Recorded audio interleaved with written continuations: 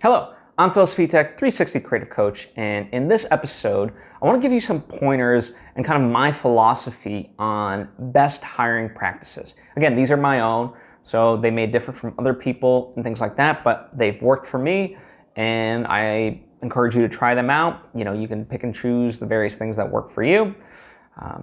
And if after watching it you have any questions, by all means comment down below or hit me up on social media at Svitek, or offer suggestions of your own, right? I'm always very curious to learn. So, one of my big things is I put a lot of emphasis on kind of the hiring process. And what I mean by this, you could say no duh, a lot of people do, but I think I take it to kind of almost the extreme, where I really try to get to learn the person. A lot of interviews that I have been a part of where people are interviewing me for positions are sometimes even 15 minutes. And, there's not much you can learn from a resume in even just 15 minutes.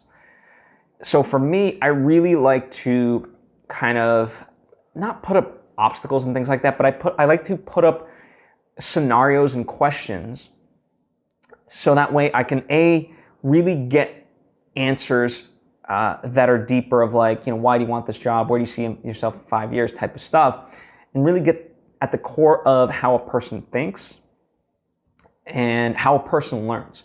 So in fact, I like to ask them that sort of question, like, hey, so here's an example, right? In an ever-changing industry, and this applies to any industry, but let's just take it the entertainment industry.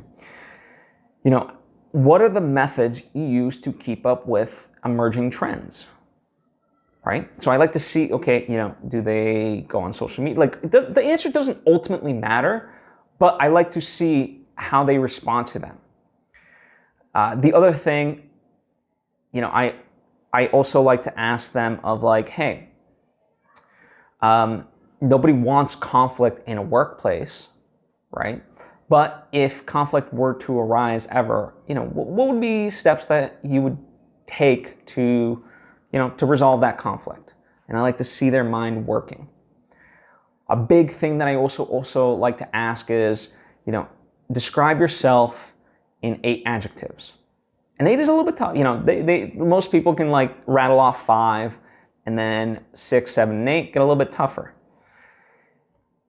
And then what I like to do is, now I like to kind of flip this on them where I say, now how do those 8 adjectives that you named about yourself apply to this position that you're applying for, right? So now they have to retain and really think about the adjectives they just gave and apply them towards this position. Because oftentimes I feel like most people try to highlight, they can highlight how good they are, but it's ultimately what we're looking for is a fit. I want somebody that's qualified for the position as much as, it works both ways. I want them to feel comfortable working in the position that they're going to be working in, and I want to be comfortable that they should be working the position that they're working in.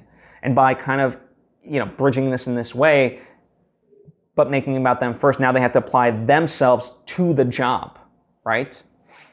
So, and that kind of throws some people off, and they really have to think. And, based on some people pass it, others don't. So what I'm really looking for is critical thinking, and another question that I always sort of like to ask is, when you don't know something, what do you do?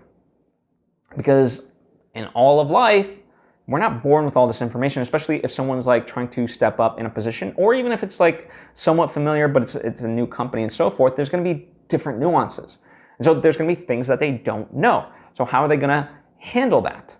And so, I want to see kind of how their mind operates. And, I really like to, and this, so you might be thinking, well, I'm not a hiring manager for a company or something like that. This still can apply to you as an independent artist, because whether if you're hiring for someone for graphics, or in my case, I hire people to do the color correction for my movie, or help me with sound design, or the things that I can't necessarily do myself to the fullest extent that I wish I could.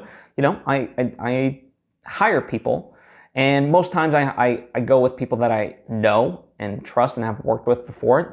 It's a reward for them, and obviously we can, part of that is we also have the shorthand and we like working together. But then there's time, color correction being one of the things that none of my friends really they can do it, but not to the level of like a full feature film in the full way.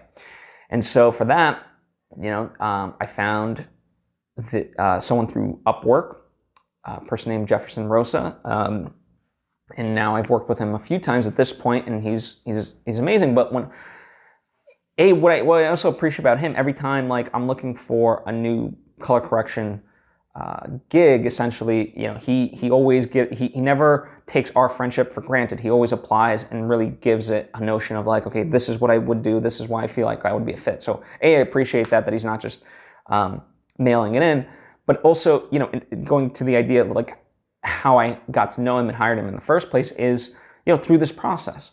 And, I think a lot of people don't go through this intense process and then just kind of ask basic questions because, who has time? But it's like, if you don't have time to hire the right person, you're ultimately shortchanging yourself in the long run. It's going to cost you way more money to have to replace someone if they're not a right fit.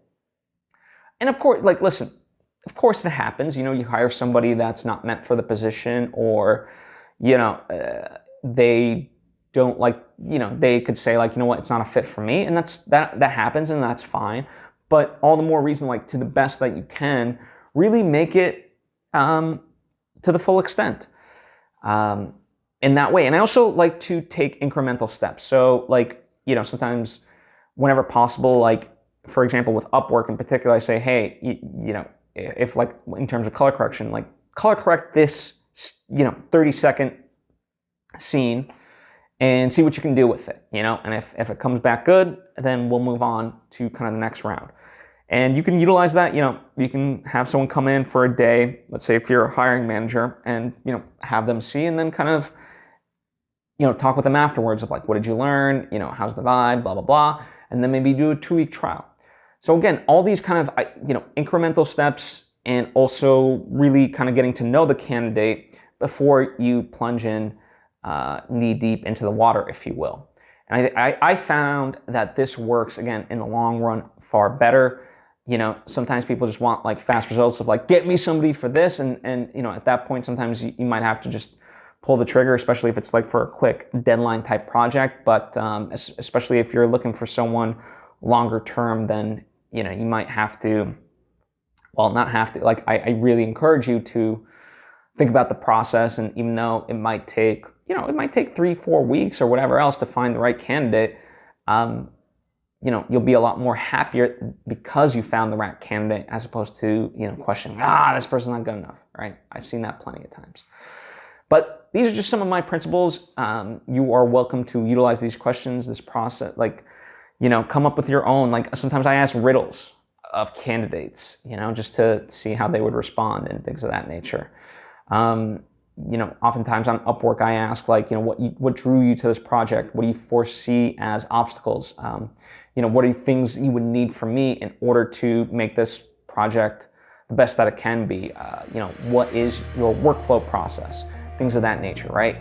Specify it for the job, essentially, and really ask all the critical questions that you can think of. Really spend time on that, so that way, the job or the gig, if you will, can be as smooth as possible. As I said, though, that's what I have for you. And at the top, I mentioned, if you have questions, by all means, ask away. If you have thoughts of your own, please share them. I would love to learn from you. Down in the comment box, you can write or hit me up on social media at Svitek. Share this with anybody who you think may benefit from this. And if you appreciate what I'm talking about, well, I do lessons like this pretty much every single day. So if you haven't yet subscribed, I certainly would appreciate if you did. And that way you get all the various lessons that I put out when I put them out. Anyway, thank you for taking the time to tune in. I hope to see you next time.